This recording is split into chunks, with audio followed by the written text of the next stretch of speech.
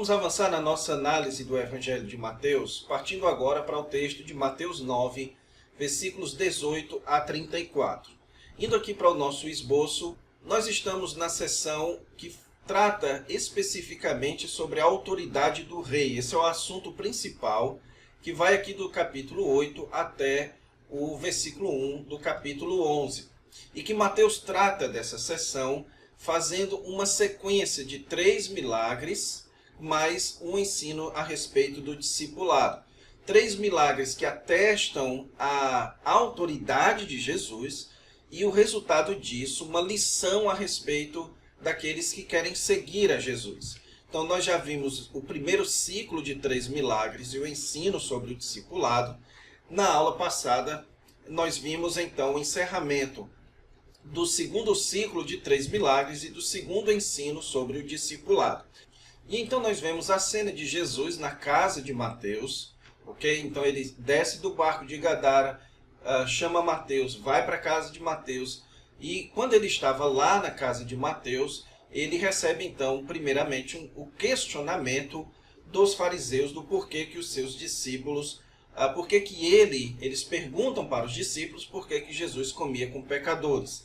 Jesus então disse que o seu público-alvo são os doentes, são aquelas pessoas da casa de Israel que estão afastadas do Deus da aliança, que estão afastados de Deus. São essas pessoas que o Senhor Jesus Cristo quer demonstrar a sua misericórdia, ok? Então, o público-alvo de Jesus são os perdidos. E depois, um outro questionamento, agora vindo dos discípulos de João, é por que os discípulos de Jesus não jejuavam. E a lição que Jesus ensina, então, é que existe agora uma mudança de paradigma, de estrutura do discipulado. Que a autoridade de Jesus, ela agora supera o Antigo Testamento, ela cumpre o Antigo Testamento. Ela começa um novo período de novas vestes, um período de novos odres, e que, portanto, você não pode trazer as categorias, a religiosidade do Antigo Testamento para essas novas categorias, essa nova estrutura trazida por Jesus Cristo, ok? Lembrando que a estrutura trazida por Jesus é em uma quantidade considerável baseada no próprio ensino do Antigo Testamento, certo? Então, o Senhor Jesus Cristo trata, em primeiro lugar, que o seu alvo do discipulado são os perdidos, são pessoas como Mateus, certo? E, em segundo lugar, que o discipulado é feito debaixo da sua autoridade e da sua estrutura, e não mais dos regulamentos do Antigo Testamento. E então, depois que Jesus trata dessa questão do ensino do discipulado, vai começar então um terceiro ciclo de 3 milagres, ok? E esse terceiro ciclo de 3 milagres, eles mantêm a mesma ideia dos 2 ciclos anteriores, que é enfatizar a autoridade de Jesus. Mateus aqui já está nos preparando para o questionamento dos discípulos de João Batista no capítulo 11, certo? Então, a escolha dos milagres que Jesus faz agora tem tudo a ver com a pergunta dos discípulos no texto anterior e com a pergunta dos discípulos de João Batista no texto posterior, depois do seu próximo discurso, certo? Então, você nota aqui que Mateus já está lhe preparando para a pergunta dos discípulos de João Batista a respeito da autoridade messiânica. Então, nós temos aqui um milagre de cura e ressurreição que Mateus vai colocar junto, certo? Ali a ressurreição da filha de Jairo, junto com a cura da mulher com fluxo de sangue. Depois você tem a cura dos 2 cegos, e então a cura daquele endemoniado que era surdo e mudo, ok? Eu coloquei aqui só surdez, mas existe uma associação entre a surdez e a pessoa ser muda, ok? Então esse é o ciclo de 3 milagres que antecede o seu último tratamento sobre o discipulado. Então nessa aula nós vamos tentar cobrir aqui os 3 milagres, visto que Mateus é bem sucinto nessa narrativa. Ele difere aqui dos demais evangelistas de Marcos e Lucas, que em todos esses 3 milagres, eles nos dão mais detalhes, mais palavras, mais conversas que houveram entre Jesus nesses casos. Aqui Mateus está sendo bem sucinto, porque ele quer simplesmente enfatizar a questão da autoridade de Jesus, certo? Então vamos começar aqui com o primeiro caso, que é o caso da ressurreição da filha de Jairo e da cura da mulher com fluxo de sangue. O texto começa dizendo que enquanto Jesus dizia aquelas coisas, isso mostra então que nesse momento Jesus estava na casa de Mateus, certo? Então nós temos aqui, neste caso, Mateus falando como se estivesse lembrando da sequência de fatos, Jesus ali na sua casa, e então naquele momento em que ele conversava sobre aqueles assuntos, apareceu um chefe. Nós sabemos que este chefe aqui, ele se chamava Jairo, por causa dos textos paralelos, ok? Então, os textos de Marcos dizem que o nome dele é Jairo e que ele era chefe da sinagoga. Então, ele tinha uma certa proeminência ali dentro, entre os judeus. Ele era o líder da sinagoga e o seu nome era Jairo. O texto diz que ele se aproximou e o adorou. Não tome aqui adorar no sentido de adorar uma divindade, certo? A palavra traduzida aqui por adorar, ela tem mais o sentido de respeito profundo, de reverência, certo? Então ele chegou, se prostrou, demonstrando total respeito por Jesus. E então ele faz um pedido para Jesus, que o Senhor Jesus Cristo fosse lá, impusesse as mãos sobre a menina e ela viveria. Alguns detalhes importantes aqui na pergunta dele. Em primeiro lugar, é que ele chama Jesus para ir. Isso é diferente do centurião, que sabia que Jesus poderia fazer isso de longe, certo? Então você nota aqui que a fé de Jairo era uma fé menor do que a fé do centurião, porque ele acredita que Jesus precisava ir até a menina. Então ele diz que a menina morreu, ele atesta que a menina morreu, ela morava ali nas redondezas, então ele deve ter corrido até Jesus e chama Jesus para impor a mão sobre ela e ela viver. Note que o fato dele dizer que se Jesus impusesse a mão, ela viveria, exibe sim a fé daquele homem. Ele tinha fé na capacidade de Jesus de ressuscitar aquela moça. Então ele sabia que o toque de Jesus, que a imposição de mãos de Jesus, tinha o poder necessário para curar a sua filha, ok? Então o texto diz que Jesus se levantou e foi junto com os seus discípulos até aquele lugar. Nesse momento, então, Mateus, ele dá uma pausa, porque durante o caminho em que Jesus estava saindo da casa de Mateus até a casa da filha de Jairo, onde ela estava, aconteceu, o texto diz, e eis que uma mulher que 12 anos vinha padecendo de uma hemorragia. Então Mateus aqui nos descreve qual era a sua doença. Agora, essa doença, essa hemorragia, certamente causava naquela mulher uma situação de impureza. Ela tinha aqui uma situação de impureza cerimonial, porque muito provavelmente a sua hemorragia ela tinha a ver em algum distúrbio crônico do seu útero. Era alguma hemorragia que envolvia o seu trabalho de menstruação, certo? Então ela estava perpetuamente impura, segundo a lei de Moisés. Ela estava constantemente impura. Então você tem uma situação daquela mulher que era uma situação muito difícil.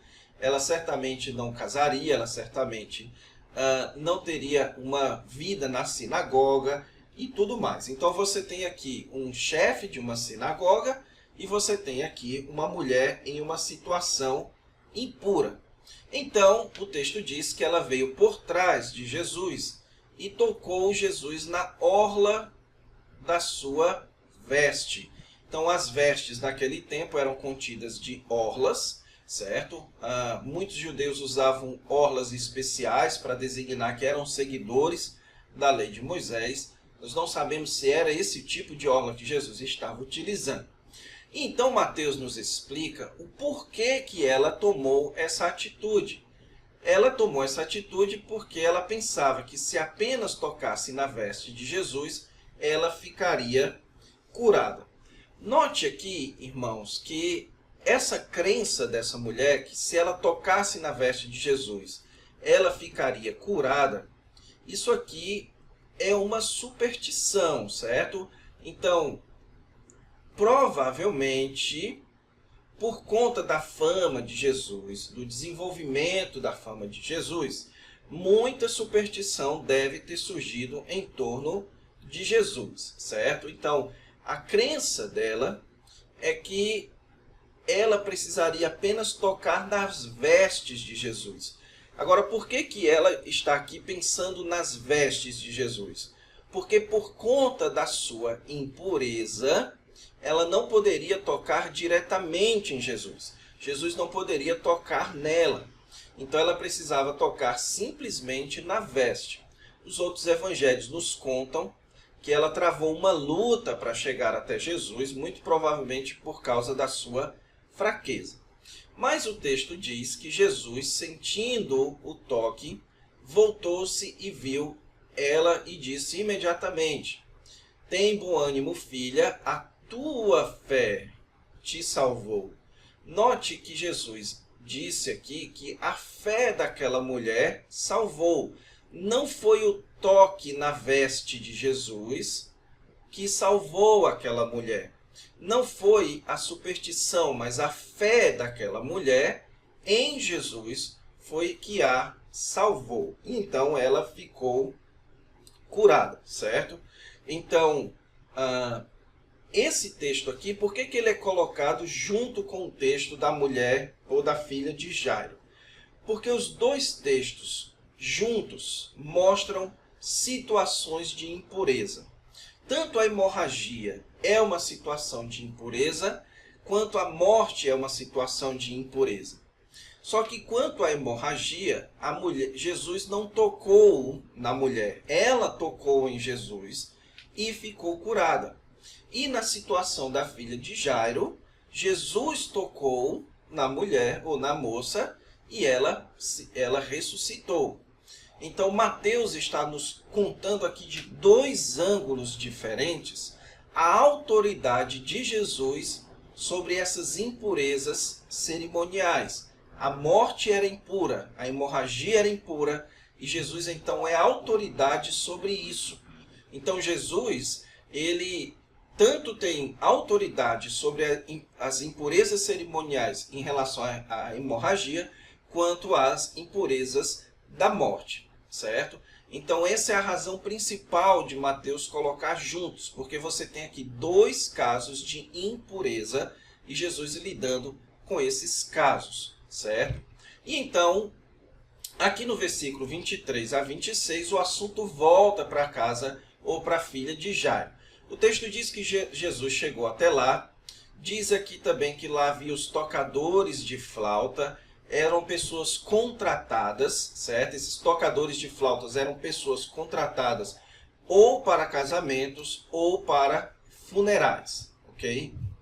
Então era essa a função desses flautistas. Então o texto também nos diz que Jesus encontrou também aqui o povo em alvoroço, certo? Muito provavelmente você poderia ter ali, por causa de ser um homem de respeito, as chamadas carpideiras, que eram mulheres que eram também contratadas para chorar, certo? Para criar o ambiente de funeral. Agora, o povo em alvoroço pode também indicar aqui os amigos, os parentes, aqueles que eram próximos àquela família, que diferentemente da cultura atual, naquela época as pessoas pranteavam nos funerais. Hoje as pessoas choram modestamente, em segredo. Mas naquela época não, as pessoas pranteavam, certo? elas faziam seus clamores publicamente. Jesus então chega e lhes dá uma ordem: retirai-vos, porque ela não está morta, mas dorme. Isso daqui é muito interessante, Jesus comparar a morte com a dormida. O texto diz que as pessoas riam-se dele por estar dizendo que a menina dormia. Então as pessoas sabiam que a menina já estava morta. Interessante que Jesus aqui... O que Jesus quer dizer quando ele diz que a menina não está morta, mas dorme? O que Jesus quer dizer é que a melhor palavra que descreve a situação dela não é de morte, mas de dormida. Por quê? Porque a dormida é algo que acontece onde você fica como morto, digamos assim, mas você acorda. A morte é algo que é permanente. Você é morto e você continua morto. Você não acorda da morte. Então, Jesus não está dizendo aqui que ela não estava morta. De fato, Jesus está descrevendo a morte dela como uma dormida, porque Jesus já está dizendo que irá acordá-la. Então, o que acontece aqui é que as pessoas estavam rindo da atitude de Jesus de dizer que iria acordá-la. Porque o que Jesus estava dizendo era que ela iria acordar daquela situação. Mas então o texto diz que Jesus entrou e tomou a menina pela mão. Agora lembre-se bem que o chefe da sinagoga, voltando aqui, falou em imposição de mãos. E Jesus vem e toma a menina pela mão. Jesus não impõe as mãos. Por que existe essa diferença narrativa aqui? Porque Mateus está querendo enfatizar a autoridade de Jesus, a mudança na estrutura da administração de Jesus. Na estrutura do Antigo Testamento, tocar uma pessoa morta ou tocar uma pessoa com hemorragia era impuro, era impureza. Mas Jesus não é contaminado por essas impurezas.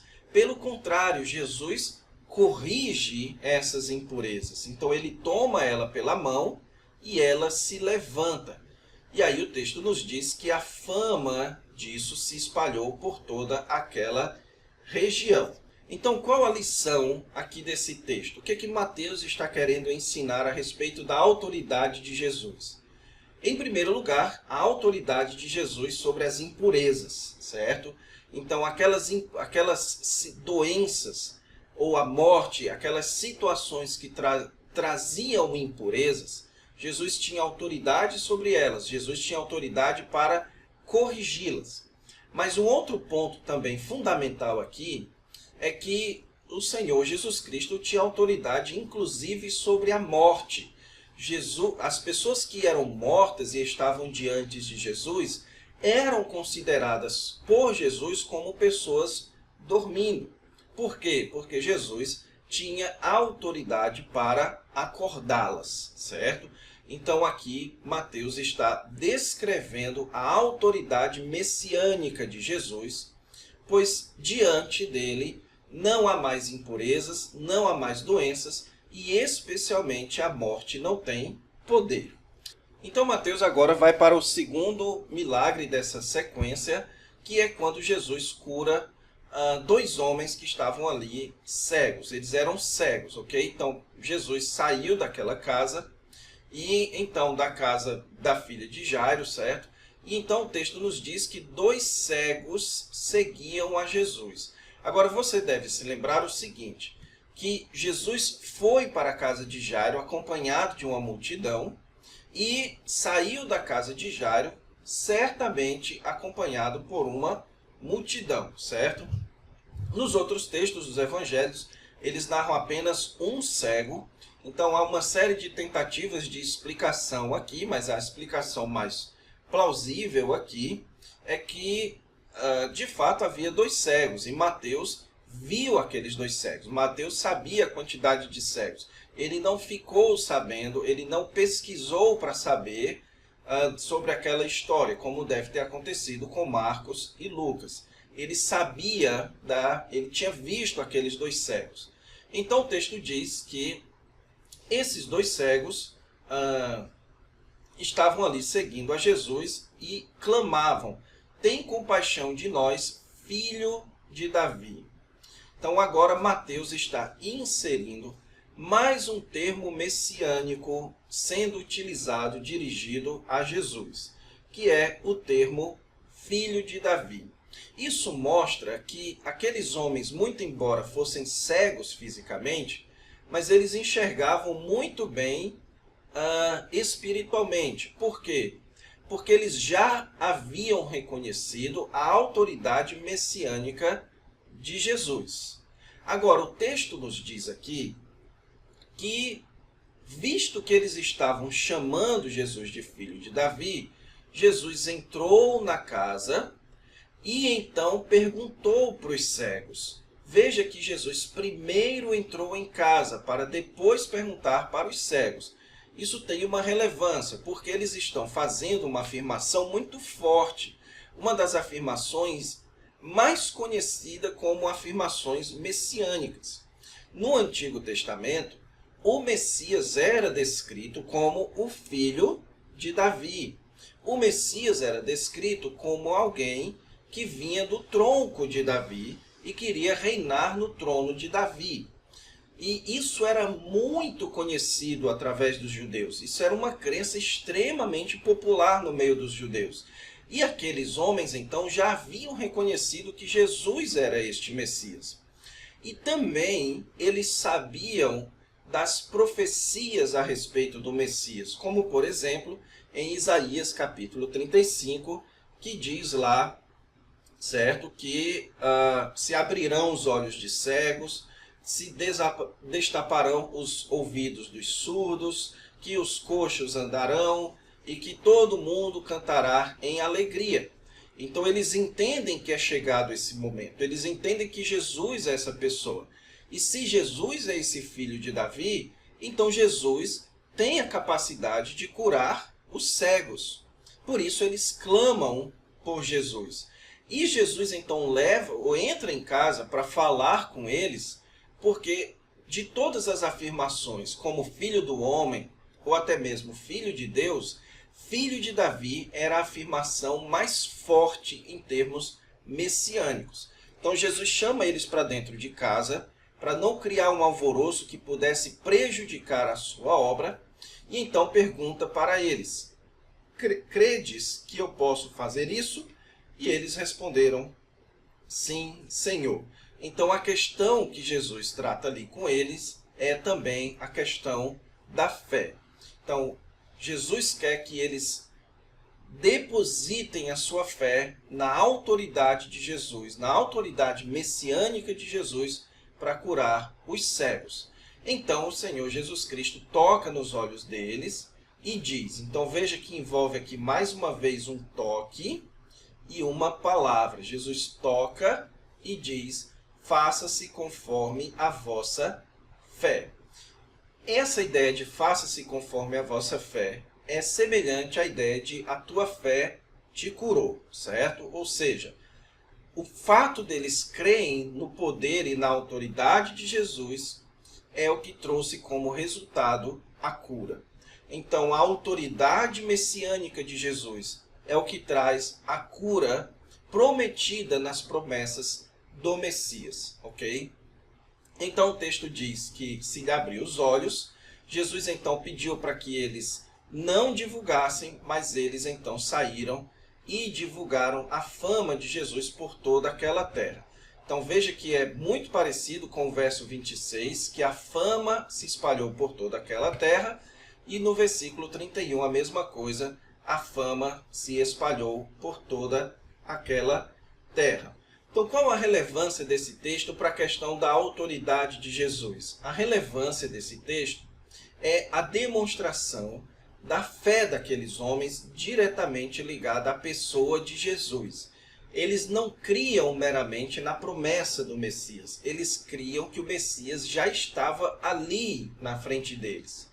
E que esse Messias, que Jesus era o filho de Davi prometido, e que, portanto, a chegada de Jesus era a chegada da era messiânica. Então, aqui você tem o reconhecimento da pessoa de Jesus como sendo aquele que trouxe a chegada da era messiânica. Então, isso é que é crer na autoridade de Jesus. É crer que ele já iniciou essa nova era no reino de Deus, essa nova era no plano de Deus, essa nova etapa, essa nova estrutura na história da redenção que nós temos tanto enfatizado aqui no Evangelho de Mateus, certo? E o terceiro e último milagre é o milagre do surdo mudo. Então o texto diz que ao eles se retirarem, foi trazido para Jesus um mudo endemoniado.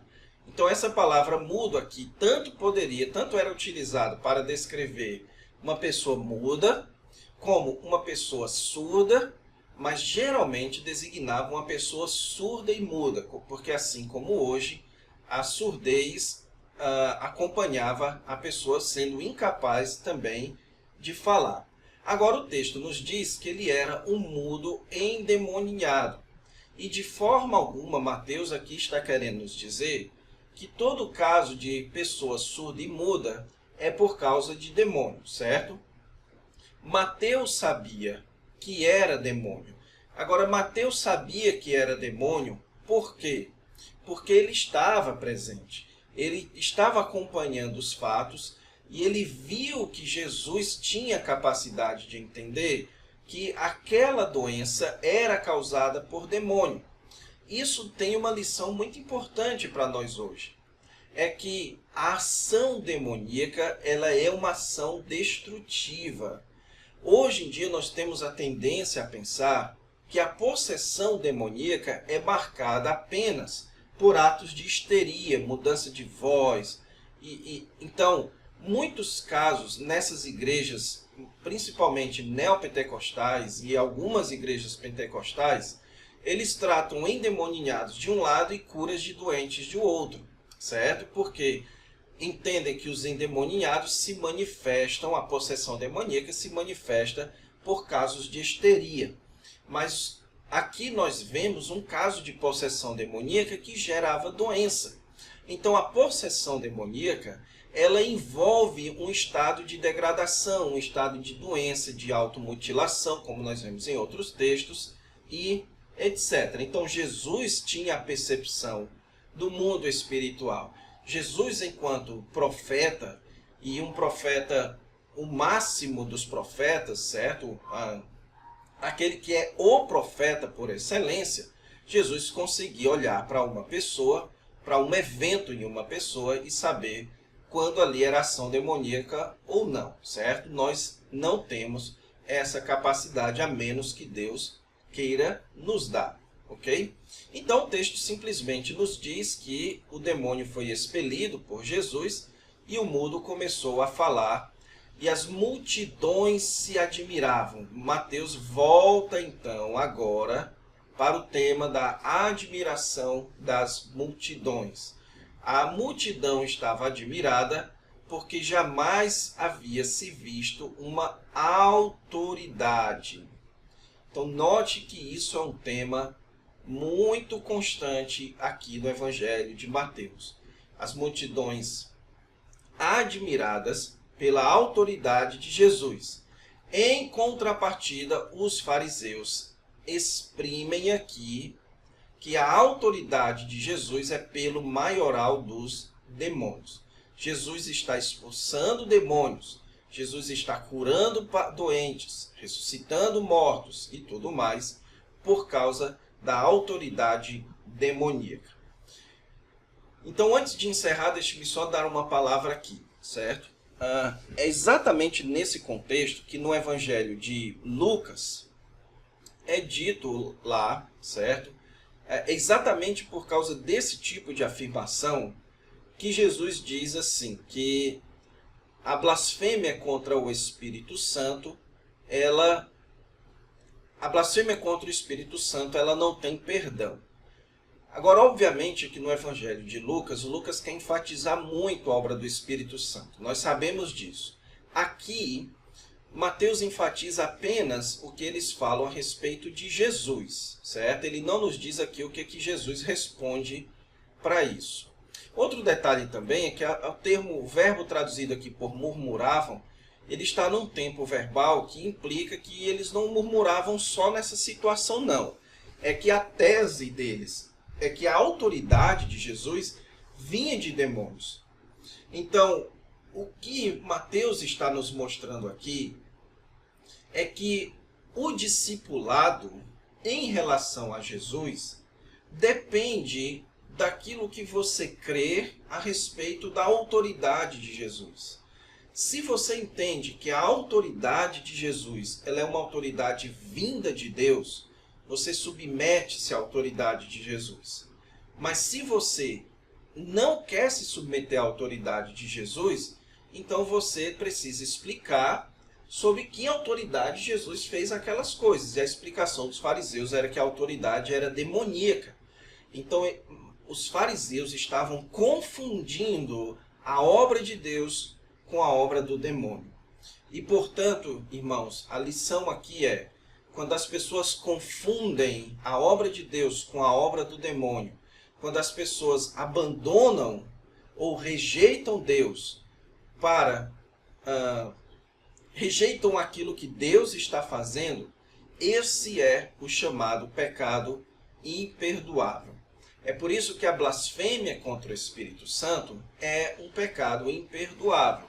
Por quê? Porque a blasfêmia com o Espírito Santo, a blasfêmia contra o Espírito Santo, implica uma convicção ou uma rejeição daquilo que Deus está fazendo.